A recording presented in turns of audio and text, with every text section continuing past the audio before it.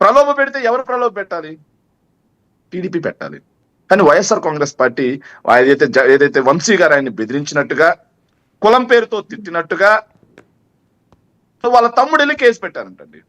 పోలీసులు మాత్రం సత్యవర్ధన్ని విచారించకుండానే, ఏమైనా సత్యవర్ధన్ ఇది నిజమా కాదా అని సత్యవర్ధన్ని విచారించకుండానే కిరణ్ తీసుకొని ఇతన్ని అరెస్ట్ చేయిస్తారు, రిమాండ్కి పంపిస్తారు, అరెస్ట్ చేస్తారు. ఈ రోజుకి సత్యవర్ధన్ని తీసుకొచ్చి విచారణ చేసినటువంటి పాపాన్ని పోలేదు.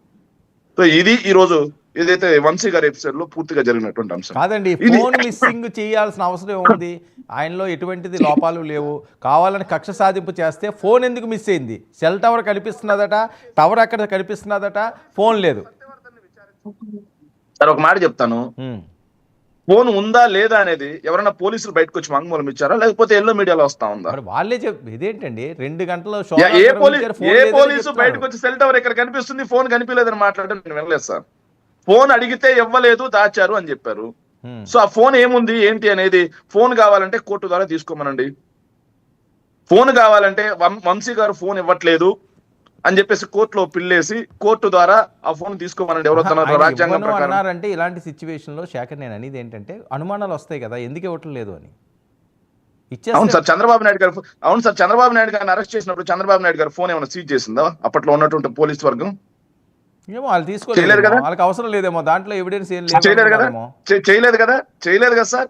సో ఏదైనా సరే చట్టబద్ధంగా జరగాలంటే నన్ను అరెస్ట్ చేసేటప్పుడు నాకు సంబంధించిన ప్రాపర్టీ సీజ్ చేయాలంటే కోర్టు ప్రకారమే తీసుకోవాలి. అలా కాకుండా ఇష్టానుసారిగా మేము అన్ని లాగేసుకుంటామంటే గోప్యత మొత్తాన్ని, అతని పర్సనల్ ఉంటుందండి, అతని పర్సనల్ మొత్తం గవర్నమెంట్ కి ఎందుకు ఇవ్వాలి? నెక్స్ట్ ఏంటి, వంశీ గారి మిత్రుడు కొడాలి నాని అని వస్తున్న టాకు, ఆయన మీద కూడా ఏమైనా కేసులు ఉన్నాయా? సార్ మేము ఆల్రెడీ చెప్పాం కదా సార్, ఏదైతే మేము ఇప్పటికి 100 సార్లు చెప్పుంటాం సార్ మీ డిబేట్ లో. వీళ్ళు 5 సంవత్సరాలు ఎన్ని కేసులు పెట్టాలో అన్ని పెడతారు, ఎన్ని కేసులు పెట్టుకున్నా ఇలా బుడ్డ బెదిరింపులకు భయపడేది లేదు. న్యాయం ఏదైతే మేము చట్టబద్ధంగా, మేము ఏదైతే రాజ్యాంగబద్ధంగా న్యాయస్థానాల ద్వారా మేము న్యాయ సాయం పొందుతాం. ఓకే, ఖచ్చితంగా వీళ్ళు పెట్టే ఫేక్ కేసులన్నింటినీ కూడా ఎదుర్కొంటాం.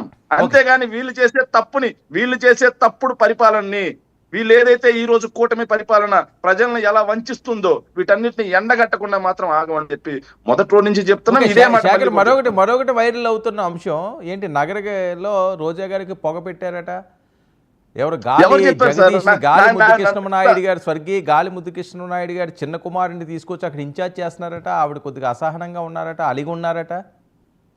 సార్ ఇదేంటో ఈ వైరల్ అంశాలన్నీ కూడా కొంతమందికే తెలుస్తాయి సార్, పార్టీలో ఉన్న మాకు తెలియదు.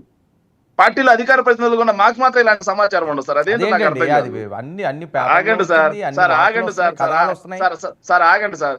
రోజా గారు మేము పార్టీ పెట్టిన మొదటి రోజు నుంచి మా వెంట నడిచినటువంటి వ్యక్తి రోజా గారి మీద వైఎస్ఆర్ కాంగ్రెస్ పార్టీకి అపారమైన గౌరవం ఉంది. రోజా గారి సేవలు మాకు కావాల్సిందే. రోజా గారిని పొగబెట్టడం ఏందండి మాము? సో గాలి జగదీష్ నాయుడు గారు మా పార్టీలోకి వస్తా అన్నారు, జగన్మోహన్ రెడ్డి గారి సిద్ధాంతాలను నమ్మి వస్తాను అని చెప్పారు, చేర్చుకుంటున్నాం. తప్పేంటి దాంట్లో? దాంట్లో తప్పే ఉందండి. అతను చేర్చుకోవడం కోసం రోజా గారికి ఎందుకు పొగ పెడతాం మేము? అంటే ఇన్ఛార్జ్ పదవి ఇస్తే ఇప్పుడు ఆవిడ ఇన్ఛార్జిగా ఉండదు, ఎవరు చెప్పారు?